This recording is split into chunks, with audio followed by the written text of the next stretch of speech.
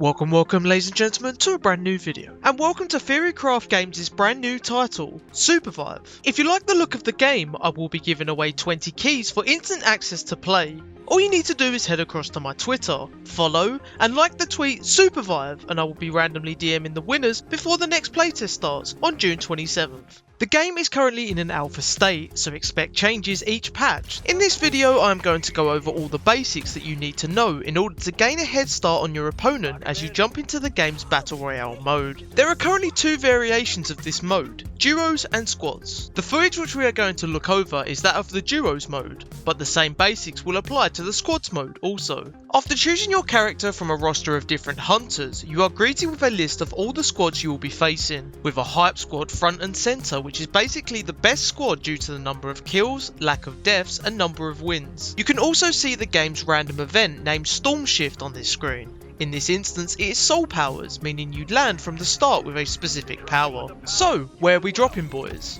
Well, let me explain a few things on this screen before we move on. First of all, you can only drop within the perimeters of the yellow lines and only once the circle has passed over them. There are three places of interest: Blue Shield Vault, Orange Shield Vault and Kaiju Vault.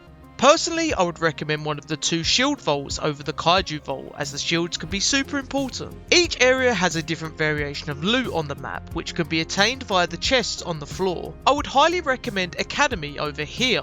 The books picked up from this area can acquire you XP, which is super strong, but we'll get to that. Lastly, the purple dots all over the map are the monster camps for XP, making your aim to land directly on these, as acquiring levels early is important. Now, let's continue. Once flying over, you will notice you will see where the other teams are landing. In this specific game, Orange Shield and Kaiju Vault are too far away, so we decided to land near the Blue Vault. You can preset your landing location, but be aware that you could be in for a fight the second that you land. After selecting your landing spot on top of one of the XP camps, you fly in together as a group, and as you are flying in, you will notice surrounding enemies landing near you with these different coloured circles.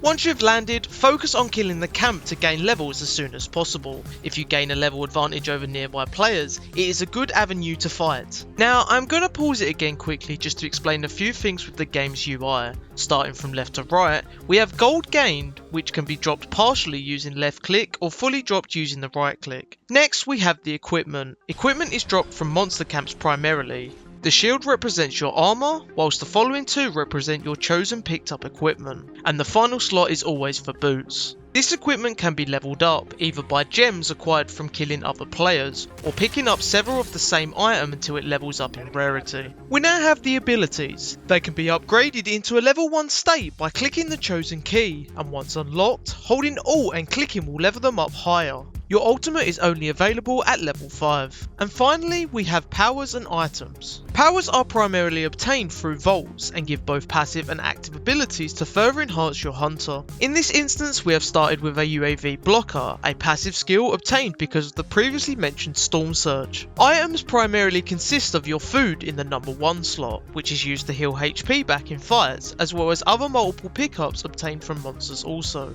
Quick side note, me and Stu have since this playtest now been updated and have become Vive Bean and Vive Potion respectively. It's an alpha, so expect changes. So, now continuing with the gameplay. Your immediate aim is to reach the game's first level cap of level 4.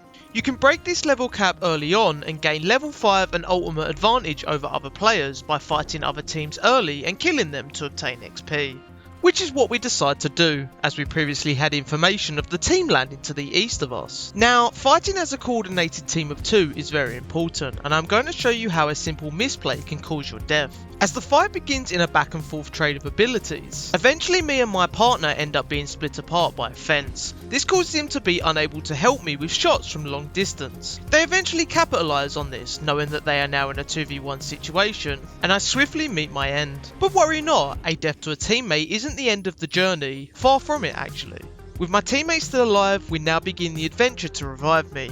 Make sure this is always your priority when down a player, as it is difficult to fight with a numbers advantage being against you. Eventually here I bring up the map and help out my teammate by pinging a nearby green res beacon, either with left click or middle mouse button. Res beacons are stood on, and after a duration of time, your teammate will be resurrected.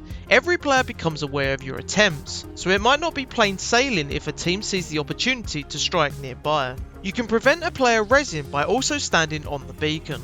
So, I'm back, and it is time to now recover our game. I first come across some berries on this bush, which can be eaten to restore HP. We then come across the previous fight that has happened, by accessing the box and switching out my armour for a new one, as well as picking up the gems to level up equipment. Just like that, I am back into a good position to fight.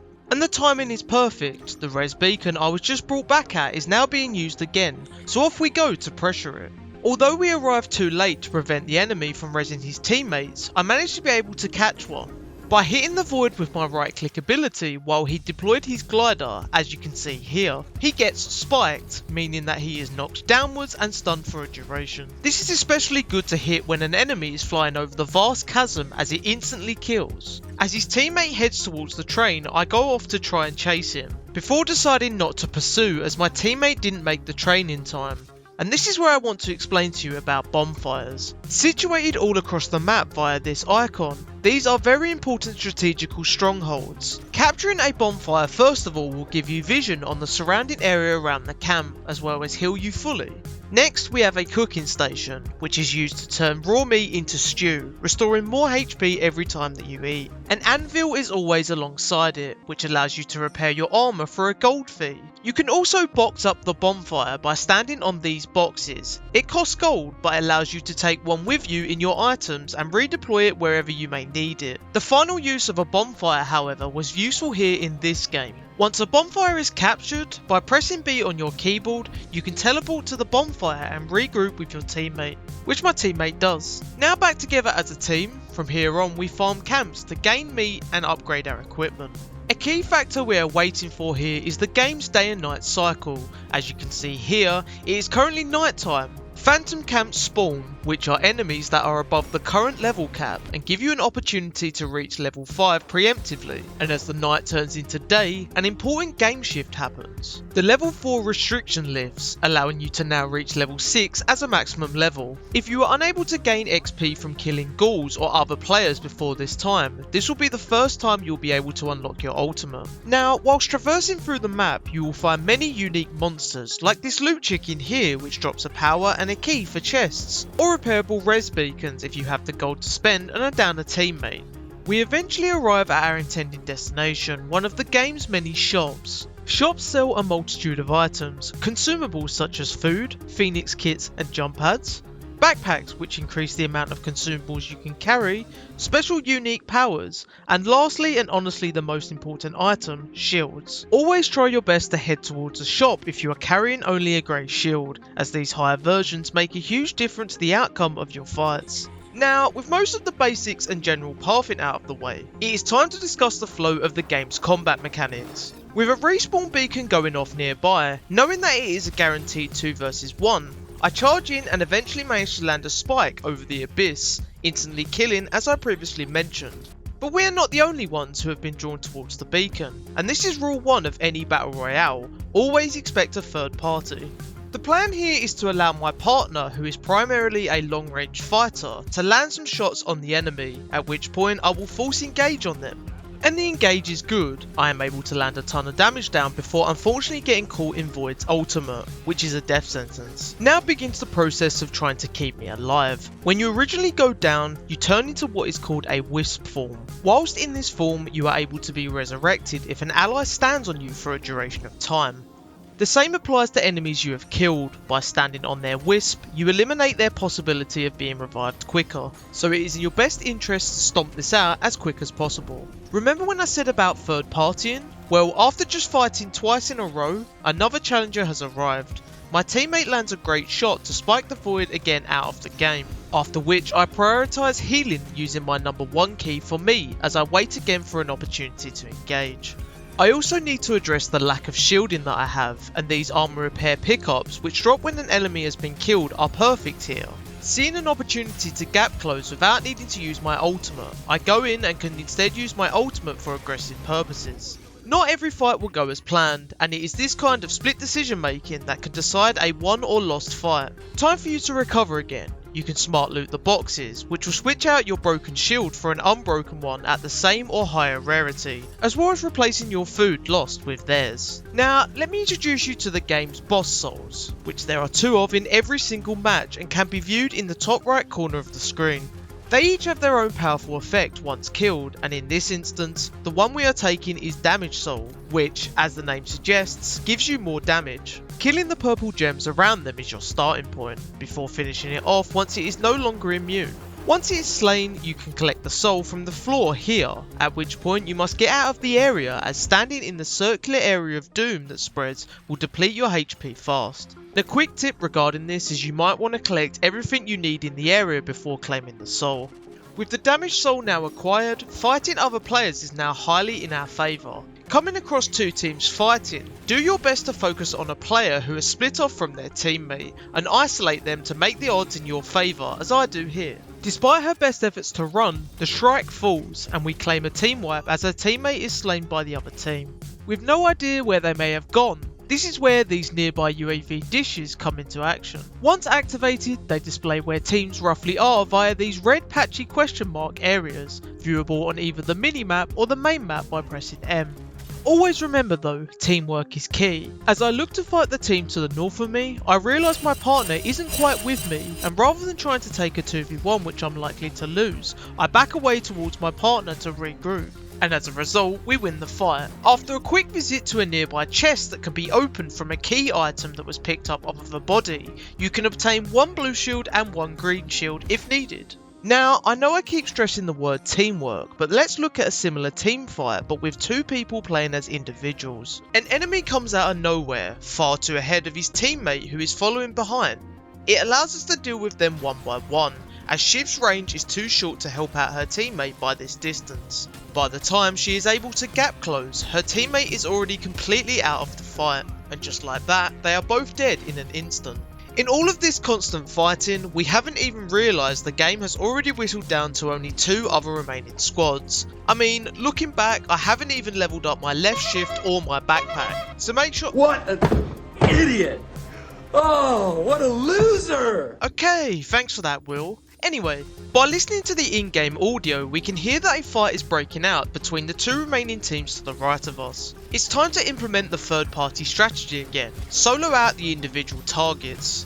In this instance, as the fight plays out, we're able to go from one to another, which puts us in very little danger in taking this fight. And just like that, 4 becomes 1, and with both me and my teammate alive, we can 2v1 him also and finish the game for a victory. It is clear this Wisp is trying to go upwards to try and get revived, giving us all the information we need to find the last player and eventually win the game. Now, that concludes the general game flow you can come to expect, but I just want to mention some miscellaneous parts I haven't quite explained yet. First of all, we have the gliders. Gliders deplete fuel as you fly around, run out of fuel over the abyss, and death is a guarantee. If you find yourself running low on fuel, flying through these rings will give you a boost and some extra fuel. Make sure to also get into the habit of opening and closing your glider as you fly. This is the best way to avoid having your character getting spiked. As long as you make it to the wall of the area you are trying to reach, you will grab the wall and be propelled upwards, no matter how far you fall down.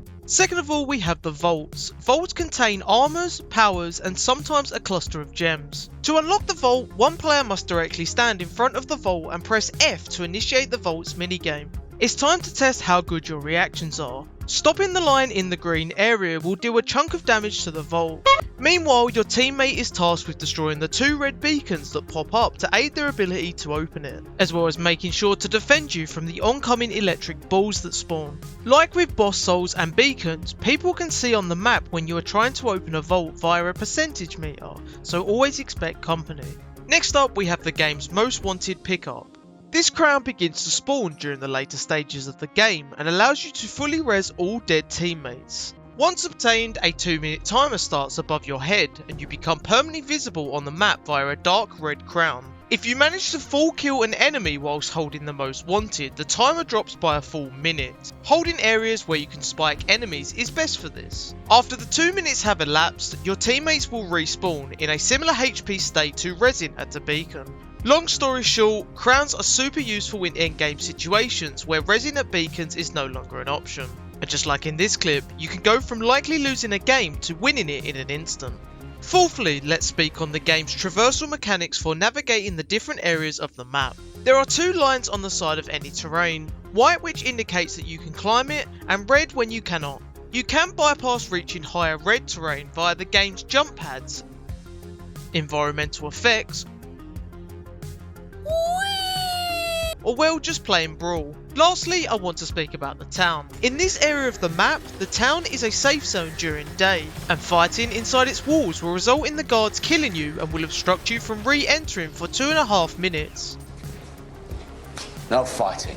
The town has pretty much every resource available: shops, anvils, cooking stations, even a guy who sells XP books only usually obtainable in the academy. The respawn beacon is this orb. Stand too close to it, or get pushed, and it will instantly kill you.